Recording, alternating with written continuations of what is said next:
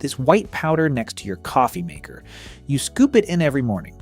The label says creamer. It contains no cream. The first ingredient is corn syrup solids. The second is hydrogenated vegetable oil. Together they make up over 90% of the product. The label also says non-dairy. But the third ingredient, sodium caseinate, is a protein extracted from cow's milk, a non-dairy product made from dairy. The nutrition label reads trans fat 0 grams, while the second ingredient is the process that creates trans fat. 3 claims on 1 jar. All 3 misleading. So what is this powder? How does a factory turn corn syrup and vegetable oil into something your tongue mistakes for cream? And what happens when you drink it every day? The name on the jar is Coffee Mate. The company behind it is Carnation. And Carnation started as the opposite of what it sells today. In 1899, a grocer named Elbridge Stewart bought a bankrupt condensery in Kent, Washington. He canned evaporated milk, real milk from real cows, for an era when home refrigeration did not exist. Prospectors heading to the Klondike Gold Rush bought it by the case. By 1907, the slogan was everywhere: milk from contented cows. The company grew so dominant that the town of Tolt, Washington, renamed itself Carnation in 1917. You could smell the condenseries from a mile away, warm milk and steam rising from the roof vents. Then refrigerators entered American kitchens. By the 1950s, families could keep fresh milk cold for a week. Demand for canned milk collapsed. Carnation needed a product that did what fresh milk could not: sit on a shelf for months without spoiling. In February 1961, Carnation launched Coffee Mate. No refrigeration required, no expiration for over a year. The formula?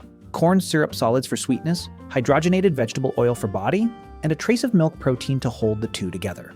Within 2 years, it was Carnation's top seller. A dairy company built on contented cows had created its most successful product by removing the cow entirely. The formula has barely changed, but the scale of what happens inside the factory would be unrecognizable to anyone who made it in 1961. That original 3-ingredient concept now runs through a production line operating around the clock. Before the main process begins, the factory makes one ingredient from scratch: sodium caseinate, the only ingredient that ever touched a cow. Fresh skim milk enters. Workers add acid, the pH drops to 4.6, and casein crashes out into solid curds. The whey drains away. Then sodium hydroxide, lye, goes in, and the curds dissolve into a different chemical form, broken apart and rebuilt. Spray dryers blast it into fine white powder. No longer milk, now an industrial emulsifier. Only 2% of the final product is this protein, but without it, you would be pouring oily sugar water into your coffee. 3 streams converge in a tank at 70 degrees. Corn syrup, thick, clear, faintly sweet. Hydrogenated vegetable oil, warm and pale yellow. Caseinate powder whisked in last. Shearing blades spin for 5 to 15 minutes. Each caseinate molecule has 2 ends. One attracts water, one attracts oil. They wrap around every oil droplet, hydrophobic tails in the fat, hydrophilic heads facing the sugar solution. Oil cannot touch water. The protein stands between them. The emulsion hits the homogenizer at 200 to 400 atmospheres. Oil droplets shatter to the micron scale.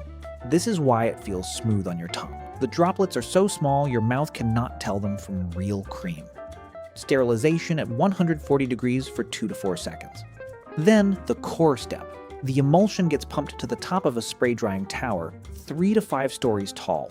Nozzles atomize it into mist. Hot air at 180 to 200 degrees rushes upward. Each droplet loses its water in a fraction of a second. What remains?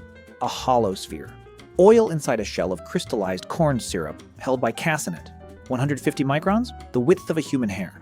Millions fall like artificial snow. That white powder looks like milk powder. It is not. It is sugar-coated vegetable oil. Cooling, sieving, packaging. Every morning you drop a spoonful into hot coffee. Heat dissolves the sugar shell. Oil droplets release. Caseinate stabilizes them in suspension. The coffee turns white and thick. You taste cream. It is vegetable oil suspended by the ghost of a milk protein destroyed and rebuilt in a factory.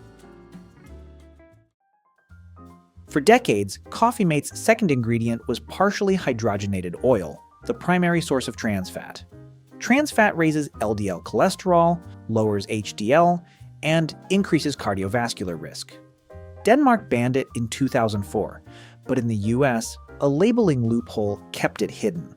FDA rules allow any product with less than 0.5 grams per serving to print 0 grams. Coffee Mate's serving size, 1 tablespoon, use 2 or 3 as most people do, and you could hit 1.5 grams, the American Heart Association's entire daily limit, from your morning coffee alone. The FDA ruled partially hydrogenated oils unsafe in 2015, with a compliance deadline of June 2018. Coffee Mate reformulated. But even after reformulation, Coffee Mate Original Powder has more calories per tablespoon than real half and half. This was not Carnation's first attempt. In 1916, the company launched Hibe, condensed skim milk blended with coconut oil. Dairy farmers lobbied. The Supreme Court upheld Ohio's ban in 1919, misleadingly sold as milk. In 1923, Congress banned milk adulterated with non-dairy fats from interstate commerce. Then, in 1961, the same company removed the milk, kept the vegetable oil, added corn syrup, and called it creamer. The product banned when it contained some milk was legal, when it contained almost none.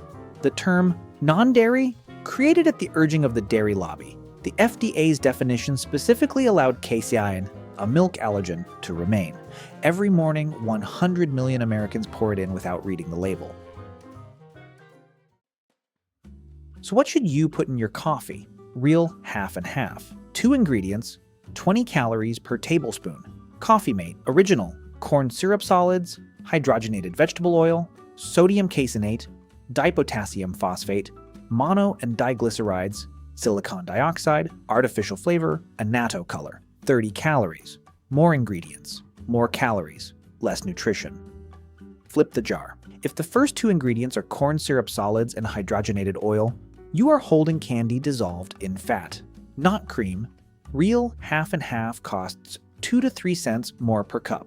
Nestlé knows. The same company sells Coffee Mate Natural Bliss. Real milk, cream, cane sugar, natural flavor. Same brand, same shelf. One is cream, the other is a powder engineered in 1961 to replace it. Tomorrow morning when you reach for the jar, you will know what is inside. That white powder next to your coffee maker. 3 ingredients, 3 misleading claims, and a 60-year history of making vegetable oil taste like something it is not. That's the process. We reveal how things actually work, one story at a time. If there's something you'd like us to explore next, let us know. Until then, trust the process.